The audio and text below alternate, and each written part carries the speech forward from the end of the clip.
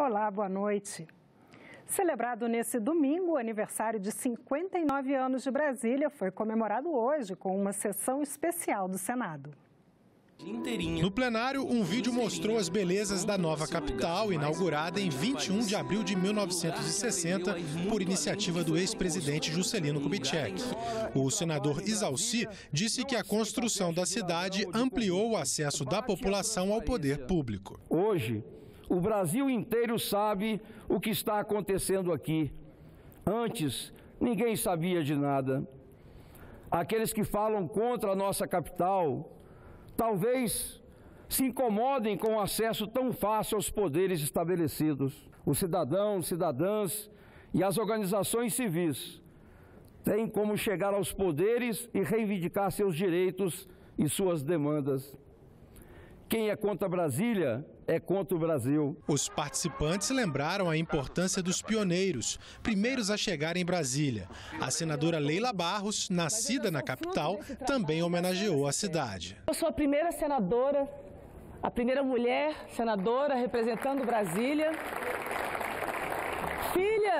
Filha desses candangos, desses pioneiros, e que nasceu nessa terra.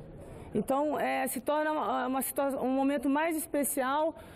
Obviamente, aqui Brasília acolheu a todos, mas eu já sou fruto desse trabalho, dessa esperança. O vice-líder do governo enfatizou que Brasília é patrimônio mundial da humanidade e citou palavras do urbanista Lúcio Costa, que projetou a capital. Cidade planejada para o trabalho ordenado e eficiente, mas ao mesmo tempo cidade viva e aprazível, própria ao devaneio e à especulação intelectual, capaz de tornar-se com o tempo, além de centro de governo e administração, num foco de cultura dos mais lúcidos e sensíveis do país. Uma interpretação narrativa da história de Brasília também marcou a sessão. Aqui pulsam todos os Brasis. A capital é essa mistura, natureza e arquitetura, popular e erudito. Aos 59 anos, muita história e a certeza de que o futuro se constrói agora. Como devem ficar as aposentadorias especiais previstas na Constituição? O assunto movimentou o debate na Comissão de Direitos Humanos nesta segunda-feira. Técnicos em radiologia, oficiais de justiça e vigilantes, entre outros, aposentam-se com menos tempo que os demais trabalhadores. Mas, pela proposta do governo, isso pode mudar. Esses debatedores são contra a mudança. O governo já está proibindo constitucionalmente, tá certo, que em qualquer época, uma lei complementar possa restabelecer a aposentadoria especial do vigilante. Aí a gente pergunta, por que essa maldade com os vigilantes? O vigilante vive na solidão. Até porque ele não pode conversar com ninguém. De repente, tem uma multidão de gente em volta dele, mas ele não pode conversar. A profissão exige isso. O número que tem hoje de suicídio da nossa categoria é muito grande. De problemas psicológicos e psiquiátricos também. Só de 2004 a 2017, nós temos 49 oficiais de justiça que foram vítimas de homicídio, sendo que desse total, 20% deles eram mulheres. O representante da Secretaria de Previdência do Ministério da Economia fez diferença entre riscos e ameaças para a atividade do trabalho e para a capacidade laboral. Periculosidade está relacionada ao trabalho e não à redução da capacidade laboral. São dois conceitos completamente distintos. Por causa de condições ruins de trabalho, gerar aposentadoria para pessoas. O que nós precisamos é melhorar as condições de trabalho. Porque não adianta a pessoa aposentar, seja 60, 65 anos, 70, ou seja o que for, como falou um eletricista subindo no poste. Ora, a gente precisa melhorar as condições de trabalho para que isso não ocorra. Ele também questionou as desigualdades que o atual sistema previdenciário produz com diferenças de benefícios, tempo de contribuição e idade mínima para se aposentar. Ela, em vez de diminuir essa desigualdade social, ela fez o contrário, ela separou, ela criou uma desigualdade maior. Por quê? Porque acabou as pessoas que recebem mais aposentando mais cedo e as pessoas que recebem menos aposentando mais tarde. por que foi colocado esse modelo da PEC 06 dentro do Congresso Nacional? Foi simplesmente um modelo técnico. Nós se baseamos em números, fizemos um modelo técnico e colocamos no Congresso. A economia que o governo pretende alcançar com a redução de aposentadorias especiais valerá a pena? Se economiza nas aposentadorias especiais e se gasta lá no SUS depois. É certo? Porque a maioria dos trabalhadores que eu atendo não vão manter os seus planos de saúde. Para além das dificuldades de se obter a aposentadoria especial como ela é hoje, entende o trabalhador portuário que com a proposta de reforma da Previdência, essa dificuldade se ampliará. A reforma da Previdência dos militares está em análise na Câmara dos Deputados, mas a Comissão de Assuntos Econômicos do Senado vai debater a proposta. Uma audiência pública interativa sobre o tema está marcada para amanhã, às 10 da manhã. A reforma previdenciária dos militares, também chamada de reestruturação do sistema de proteção social das Forças Armadas, inclui os militares do Exército, Marinha e Aeronáutica, além de bombeiros e policiais militares. A proposta prevê a manutenção da integralidade e paridade dos benefícios, ou seja, militares inativos receberão o mesmo que os da ativa, incluindo eventuais reajustes. O texto aumenta o tempo necessário para a entrada na reserva de 30 para 35 anos. Também prevê aumento gradual na contribuição previdenciária, que hoje é de 7,5% e deve chegar a 10,5% a partir de 2022. O valor também passaria a ser cobrado de pensionistas, alunos, cabos e soldados, a não ser durante o serviço militar obrigatório. A idade limite para transferência para reserva também aumenta. Hoje é de 44 a 66 anos, de acordo com o posto ou graduação. Pela proposta, será de 50 a 70 anos. Junto com a reforma previdenciária, o governo encaminhou ao Congresso uma proposta de reestruturação da carreira militar. Além de bônus e adicionais, como, por exemplo, por especialização, a proposta prevê a redução de 10% do efetivo militar em um prazo de 10 anos. Todas essas mudanças ainda estão na Câmara, mas o Senado já começou a debater o assunto em audiências públicas, como a que acontece nesta terça-feira. Inclusão de dados sobre autismo no censo do IBGE e ressarcimento ao Estado pelas despesas com presos. Confira com a jornalista Érica Christian o que vai ser debatido pelos senadores no plenário nesta semana. Está prevista para esta semana a votação do projeto que vai obrigar o preso a ressarcir os cofres públicos pelas despesas relacionadas ao cumprimento da pena. Os senadores podem votar também a inclusão de informações sobre autismo no censo do IBGE e a disponibilização em braille de cartões de crédito e débito.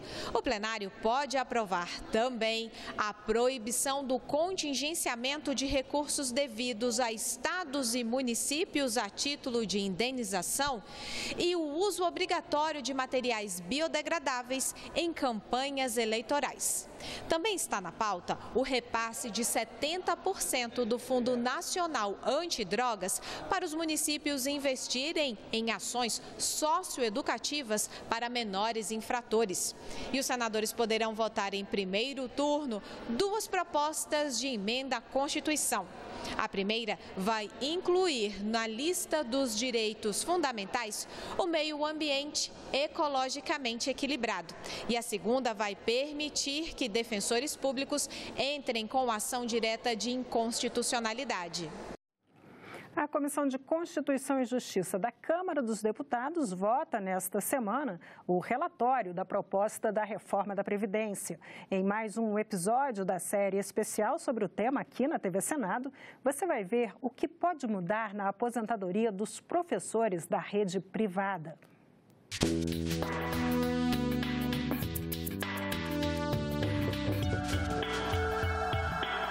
Você pode até dizer, e eu com isso? Mas a reforma da Previdência está aí e ela vai mexer com todo mundo. Agora, vamos ver o que vai mudar para os professores da rede privada. José Nascimento é apaixonado pela profissão. Aos 48 anos de idade e 23 dentro da sala de aula, ele perdeu a conta dos milhares de alunos que ensinou.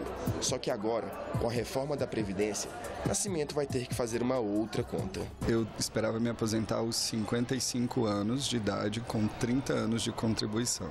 A proposta ela é mais dura para os professores no sentido que não havia estabelecido uma idade mínima. Eles teriam que ter 25 anos de contribuição se mulher e 30 anos de contribuição homem. Com as novas regras, ambos passam a ter uma idade mínima de 60 anos. Se a proposta do governo for aprovada, Nascimento terá que refazer as contas para saber quando poderá se aposentar. Mas os novos professores da rede privada terão que atingir a idade mínima de 60 anos e terão que contribuir por 30 anos. Quer saber mais sobre o antes e o depois da reforma? Acesse o canal da TV Senado no YouTube. Até a próxima!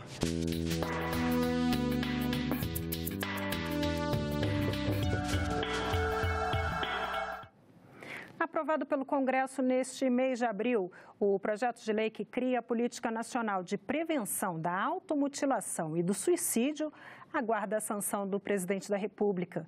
Se sancionada, a lei será colocada em prática pela União em cooperação com os estados, o Distrito Federal e os municípios. A lei vai possibilitar ao governo ter informações mais precisas sobre o número de pessoas no Brasil que tiram suas próprias vidas. O Ministério da Saúde divulgou no fim do ano passado que, por dia, são 32 casos no país. Mas os dados não são consistentes. Daí a dificuldade em se criar e se aplicar políticas públicas para prevenir o suicídio e a automutilação, como explica a voluntária do Centro de Valorização da Vida. Reconhecidamente pelo Ministério da Saúde há uma grande subnotificação no Brasil, então se espera que com isso os dados sejam mais confiáveis. Às vezes a própria família fica com vergonha, então o caso apontado não como suicídio, às vezes um acidente de trânsito. O relator da proposta na CCJ fala da força da aprovação de uma lei, mesmo com uma portaria em vigor que determina algumas iniciativas parecidas. A portaria é importante, mas ela se curva, ela se subordina à legislação. Então, a legislação é que cria esse plano e estabelece justamente as ações que deverão ser implementadas. É um dos maiores avanços que nós construímos no Legislativo nos últimos anos. E afirma que as novas tecnologias contribuem para o aumento dos casos.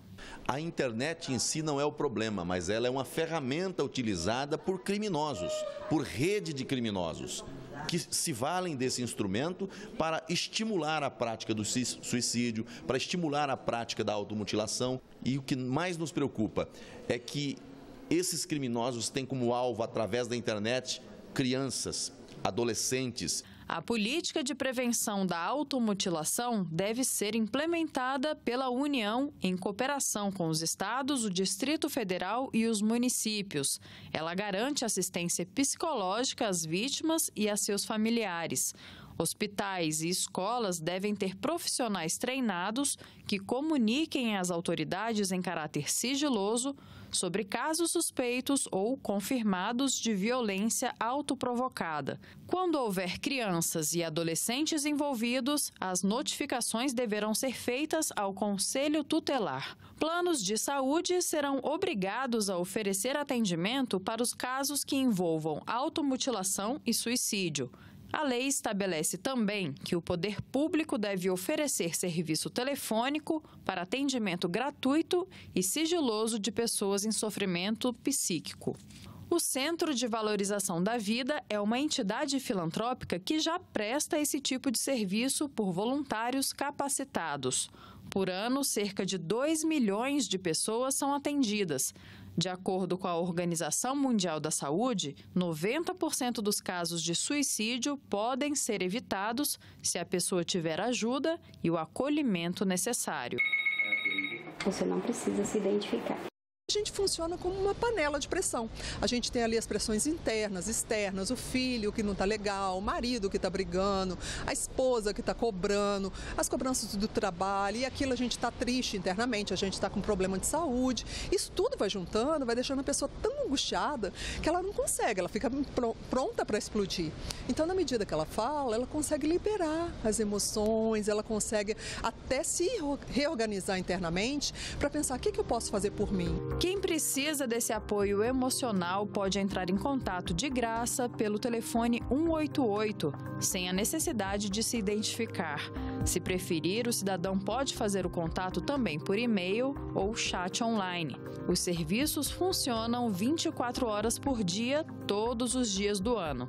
Mais informações pelo site cvv.org.br. O presidente da República tem prazo até o próximo dia 30 para sancionar ou vetar a lei de prevenção da automutilação e do suicídio. E a prevenção do suicídio é o tema da entrevista de hoje. O senador Eduardo Girão conversa sobre o assunto com a jornalista Renata de Paula.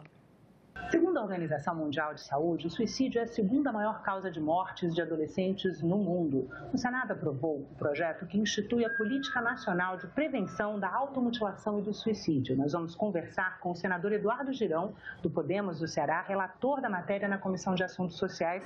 Seja bem-vindo, senador. Muito obrigado pelo convite, é uma honra estar aqui com vocês. Senador, qual é a importância de haver uma Política Nacional de Prevenção à Automutilação e do Suicídio instituída por lei?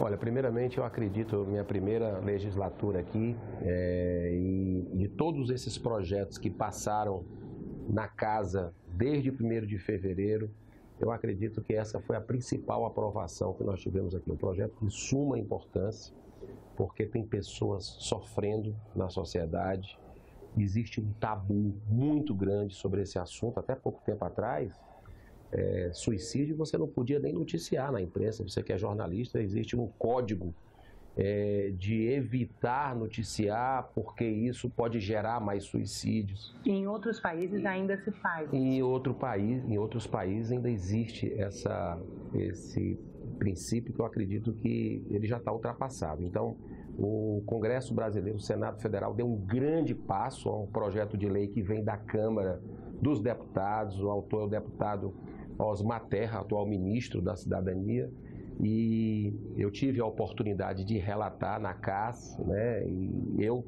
tenho situações pessoais, e foi uma coincidência, não existe coincidência, nada é por acaso, e eu acredito que a gente instituindo essa política de prevenção, né, à automutilação, plano nacional, que vai ser regulamentado ainda, vai poupar muita gente de sofrimento, vai dar oportunidades aí para as autoridades, por exemplo, no caso das empresas, tanto hospitais públicos e privados e instituições de ensino pública ou privada, vão notificar, é importante que se notifique.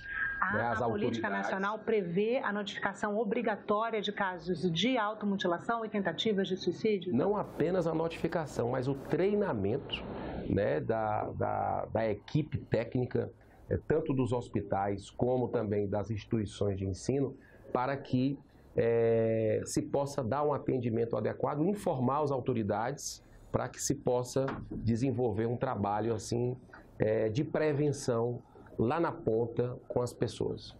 E não é um trabalho fácil, né, senador? Porque é um processo de sensibilização. Como identificar numa criança, num adolescente? Olha, eu posso dizer para você, eu tenho 5 filhos, né, 3 adolescentes, 2 pequenininhas, e a sociedade que a gente vive é uma sociedade cada vez mais marcada pelo consumismo, né, pelo individualismo e o egoísmo. Então, esse aparelhinho que é o celular, que todos nós temos, está democratizado, uns mais avançados, outros mais simples, mas esses smartphones, eles te levam a uma situação que quebra o diálogo entre pai e filho, quebra o diálogo entre pessoas da família. Então, as pessoas estão muito isoladas dentro da mesma casa. No almoço, você está lá e cada um no seu celular, você não conversa mais, você não tem um olhar. Então, eu quero aproveitar essa oportunidade e falar com os pais que estão nos assistindo. É importante se quebrar essa tendência com relação ao progresso que nós tivemos aí desses aparelhos, da tecnologia. Converse com as pessoas, é muito importante você conversar com quem você ama, né? Você tem esse tempo. Lá em casa eu faço o seguinte, na hora do jantar, do almoço, a gente coloca uma cestinha, coloca os celulares lá e vai todo mundo conversar, contar o seu dia. E ali você percebe se tem alguma coisa com o seu filho, com alguém da sua família, que está alguma coisa equivocada.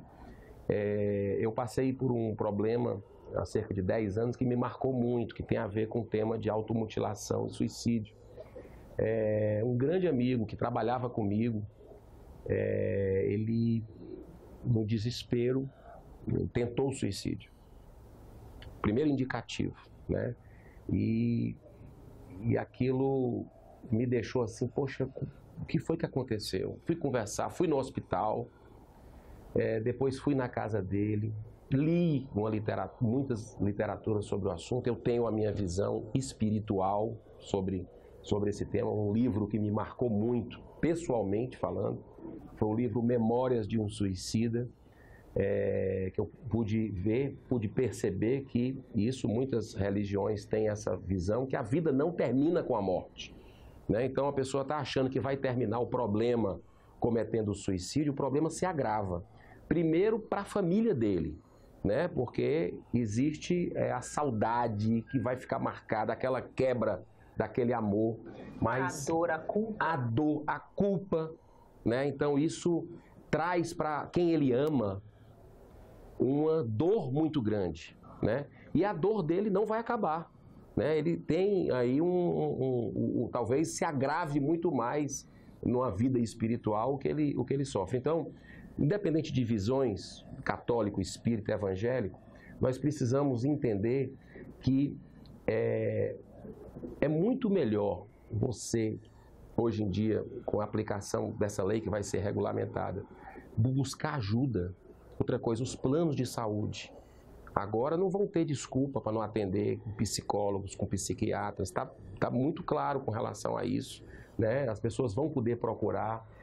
Eu acredito que... Só vamos explicar o que a lei estabelece. Que uma pessoa que sofreu automutilação ou uma tentativa de suicídio, ela vai ter direito, o plano de saúde vai ser obrigado a custear a assistência. Vai ser obrigado. Porque nem todos os planos de saúde, por exemplo, dão acesso a psicólogo. Não dão acesso a psicólogo, deixava isso para uma negativa, que existe muito isso aí no interesse econômico, né, que está por trás. Mas agora a lei regulamenta isso também. O CVV, que você deve conhecer o trabalho, Centro de Valorização da Vida, vai ter um telefone único, uma política de Estado do Ministério da Saúde, com voluntários, gratuito, para as pessoas a qualquer hora do dia acessarem, inclusive por chat também, não é apenas no telefone, né? Presencial. Que ainda não está em todos os estados. Que ainda não está, mas... ainda são 23 estados. São 23 estados. Mas você tem ideia de quantos suicídios, quantos problemas graves que a nossa sociedade vive, que o CVV foi lá, numa palavra amiga, numa palavra, num atendimento fraterno, com acolhimento, que evitou, que deu mais um tempo para a pessoa ver a beleza da vida. Então, assim, eu tive um fato que foi muito marcante com a minha filha nos Estados Unidos, que ela passou por um trauma parecido com o de Suzano, né, que entrou uma pessoa armada, que houve um massacre, né? Fez aquele massacre e aquilo fica o trauma, né? E tem o problema pós-traumático que se dá depois de um episódio como esse. A minha filha viveu exatamente isso naquele massacre que aconteceu em Parkland, nos Estados Unidos, exatamente há pouco mais de um ano, né, no dia 14 de fevereiro, que foi importante para mim decidir entrar na política, porque eu venho estudando esse assunto de arma de fogo, e foi impressionante como as autoridades chegaram junto, né? Como foi para levantar com animais tratamentos com base no amor que os animais têm incondicional, foram levados para dentro da escola naqueles meses posteriores. Cães, cavalos, e foi um processo de terapia individual e em grupo. E é impressionante como eles se restabeleceram, né? Então, a minha filha fez gratuitamente o tratamento que foi oferecido pela escola, pelas autoridades americanas. Então, é política de Estado, tem que chegar junto, o Estado tem que se aproximar. Senadora, eu queria só uma coisa que a gente não deixasse de falar nessa entrevista. A proposta também prevê uma campanha de sensibilização da sociedade para o problema da automutilação. No seu relatório na Comissão de Assuntos Sociais, o senhor destaca que faltam dados sobre o problema e que ainda é um tabu na sociedade, né? Como essa nova política pode enfrentar esse tabu? Olha, a automutilação é uma prática que tem crescido muito nos últimos anos, é uma epidemia, né, que tem levado muitas pessoas ao sofrimento, muitas famílias. E ela não é apenas você se cortar, é você se morder, é você se asfixiar. Tem os jogos... Bater a cabeça na parede. Bater a cabeça na parede. Tem jogos perigosos que já levaram a vítimas na internet. A internet tem um lado bom, mas tem um lado muito negativo, que é por isso que a gente tem que ver o que é que os nossos filhos estão fazendo naquela hora vaga lá na internet. Então, casos que levam a uma situação o problema emocional que as pessoas vivem, né? Então, assim, existe uma carência muito grande e isso a gente precisa tratar de uma forma aberta. Nós até estamos requisitando na CDH, que eu participo, audiência pública para ouvir mais sobre isso, porque eu acho que quanto mais automutilação e suicídio, quanto mais se fala nesse assunto, eu acho melhor, porque está levando informação, está levando um olhar de quem já passou, testemunhos de pessoas que achavam que a sua vida não tinha mais sentido, né? E que a partir do momento de uma palavra, de um olhar de quem conseguiu superar isso, né, com apoio, com a ajuda de instituições, eu acredito que o governo ele vai regulamentar a situação desse tipo. Eu digo para você, eu tive síndrome do pânico. Isso quando não tinha nenhuma literatura sobre esse assunto, né? Então o meu chão sumiu, e eu tinha 29 anos nessa época, e eu pensava que ia morrer, entrei numa depressão, e não tinha para mim, a vida não tinha muito significado, não tinha mais sentido. Então foi com o apoio da família, foi procurando ouvir experiências e comecei a ver que tinha pessoas que já tiveram aquilo e saíram. Então a vida começou a ter um outro sentido, eu comecei a repensar, a ressignificar a minha existência. E eu posso dizer que sou uma pessoa feliz e que procuro, aqui no trabalho no Senado, com todas as minhas limitações e imperfeições, em devolver aquilo para a sociedade, até como gratidão a Deus por tudo que eu tive na minha vida, a oportunidade, a família, saúde, em poder estar aqui, podendo compartilhar a vida que é bela e a gente não deve jamais pensar em terminá-la, né? A gente tem sempre que estar acreditando, porque tem surpresas boas mais na frente. E nós ficamos por aqui. Você pode rever as reportagens desta edição na nossa página na internet, senado.leg.br/TV. Muito obrigada pela companhia. Continue sintonizado aqui na TV Senado.